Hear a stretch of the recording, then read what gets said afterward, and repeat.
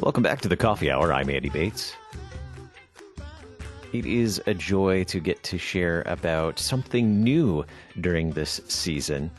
Today, we get to share a great story with you from our friends at Bethesda Lutheran Communities. Joining me today, Mike Thirtle. He's president and CEO for Bethesda Lutheran Communities. Mike, thanks for being my guest today on the Coffee Hour. Good to be with you again, Andy. Thanks for having me here. Mike, you have exciting news. It's been a while since we talked about Bethesda Cornerstone Village in Victoria, Minnesota, as being a vision, a dream, and then plans. And now it's an exciting time for Bethesda Cornerstone Village as the grand opening happening this week.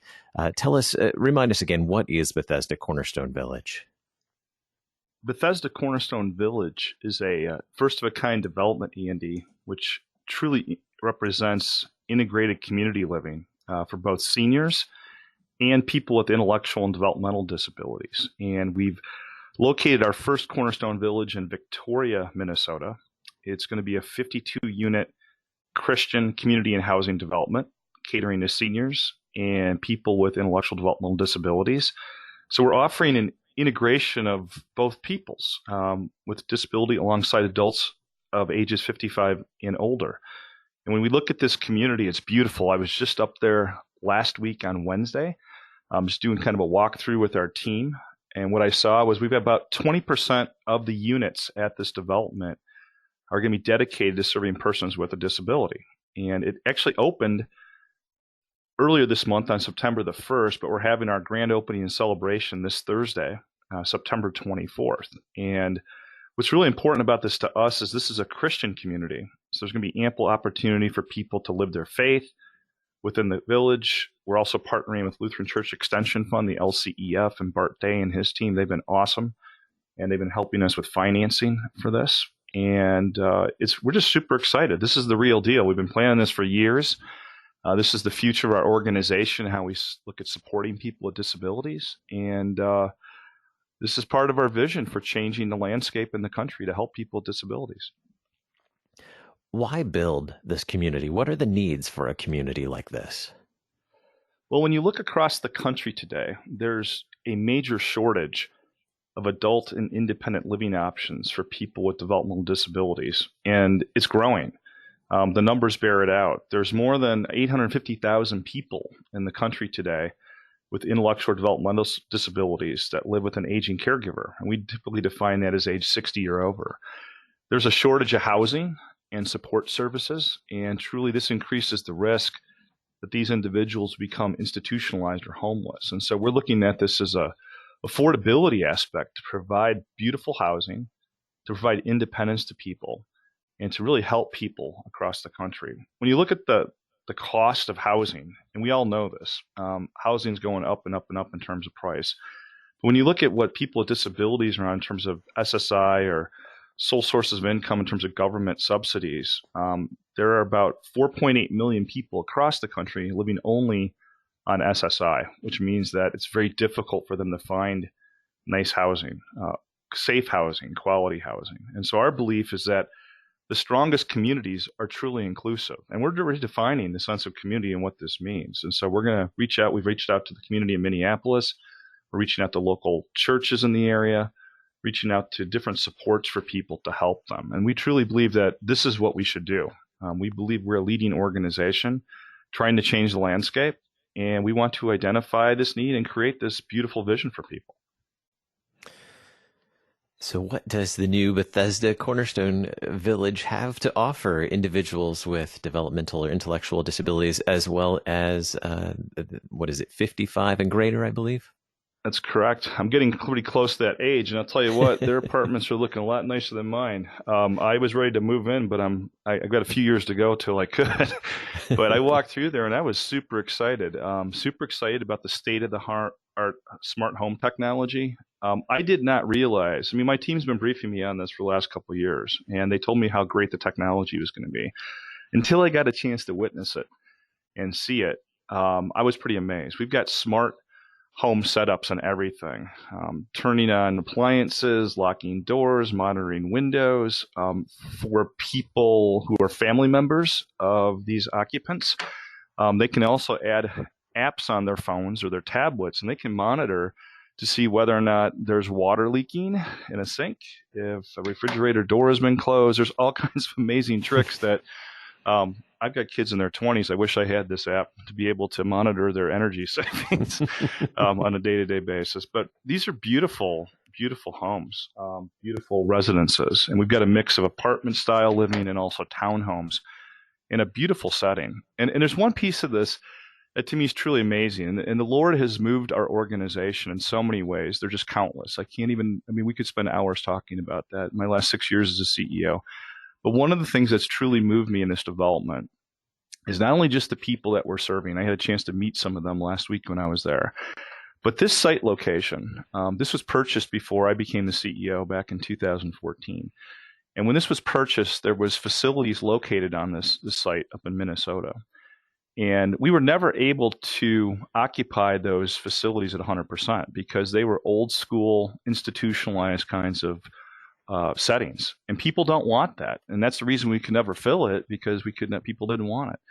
So we raised those buildings. And honestly, we were about ready to sell the land.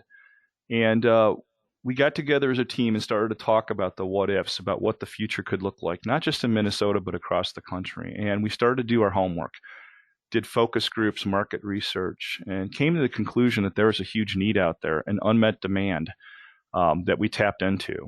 And we literally took this same property and made it into this beautiful Cornerstone Village. And to me, we almost started to call it something to the effect of Project Phoenix, raising from the ashes. And the Lord truly has given us an opportunity to recraft something here on soil that we're about ready to give away.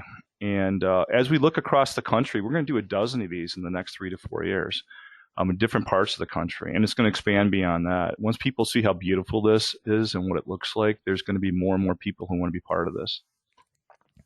And speaking of being a part of something, these aren't just residences for independent living, but a way to connect with others as well. Tell me about the community aspect of Cornerstone Village. Yeah, well, first of all, this first one is sited in Victoria, Minnesota. And if you've ever been to Victoria, it's a beautiful community. We've had a long-standing relationship there for about 5 decades. And we're fortunate to have found broad support amongst the neighbors and the city leaders and stakeholders.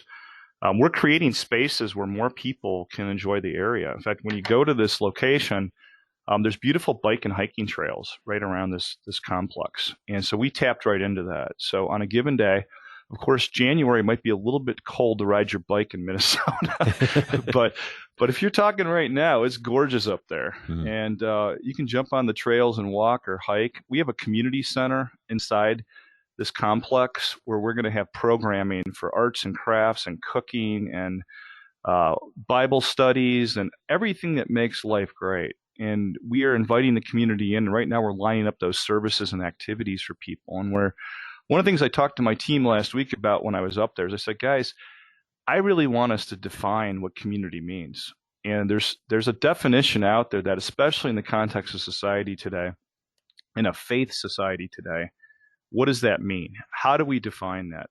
I've traveled around the globe and I've seen different forms of community and different faiths. And one of the things that I've seen in our beautiful country here is that there's a lot of different ways to define that. And as a Lutheran organization, as a Christian organization, we're going to define what community means in the context of helping people and serving people and integrating people. And I can't wait to get back on your show here in the near future to be able to tell that story about what we're observing and how we're seeing. And I'd love to have some of the residents on too to talk about how they're seeing community, because we're truly going to redefine that for folks. That'd be fantastic. We'd certainly welcome those friends to come join us here in the coffee hour. Now, you have a grand opening this week. Tell us, we have just a couple of minutes here, about 2 minutes left. Tell us about the events of the grand opening this week. Yeah, if folks would like to join us through social media, we're going to have it be presented on our website at BethesdaCornerstoneVillage.org, or BethesdaLC.org is our main website. We've got a great lineup of folks who are going to be there. We have several special guests. We've got people from the community. We've got the chaplain from the Minnesota Timberwolves, Troy Hudson. We're going to have the debut of a beautiful music video from American Idol finalist and our friend of Bethesda, Jessica Muse. She just wrapped this up 3 months ago in Nashville. It's a song that she sung about our organization and the people that we support. And the title of the song is Because You Love Me. And she's going to play that at the grand opening as well. I came across Jess last fall, almost a year ago, and I'd met her and I asked her if she would consider writing the song about what Bethesda does.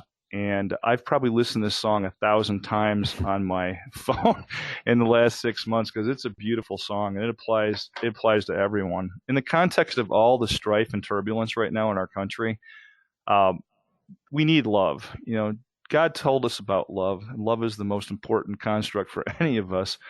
And this song is about love, and it's about reaching out to people. It's about helping people, helping one another. And I can't think of a more beautiful time right now to release this than right now, because people really need that in our country. I had the privilege of a little sneak peek of to hear this song as well before the grand opening, and it's just a beautiful song, and certainly points to how a reflection of the love that we have for our neighbor is a reflection of the love that God has for us, and to see that reflected, especially in the so many people of Bethesda, the support and the all those who work with and partner with Bethesda to bring about this care and support for individuals and families is just beautiful. And you see that reflected in Jessica's song. It's really a beautiful song, and she's so talented. Mm-hmm. And I know you saw that. I'm so happy you got a chance to watch that. This whole thing, Andy, this is a God thing to us. Truly a God thing. And we can't thank the Lord enough for what he's given to us.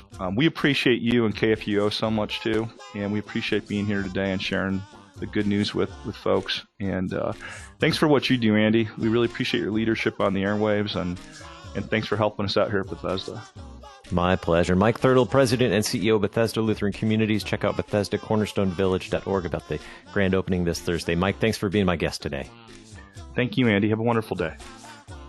You're listening to the Coffee Hour. I'm Andy Bates. Coffee Hour with Andy and Sarah is a production of KFUO. To support the Coffee Hour and KFUO Radio, visit KFUO.org. You can also text KFUO to 41444 or send an email to gifts@KFUO.org. And you can call us at 800-844-0524. KFUO. Christ for you, anytime, anywhere.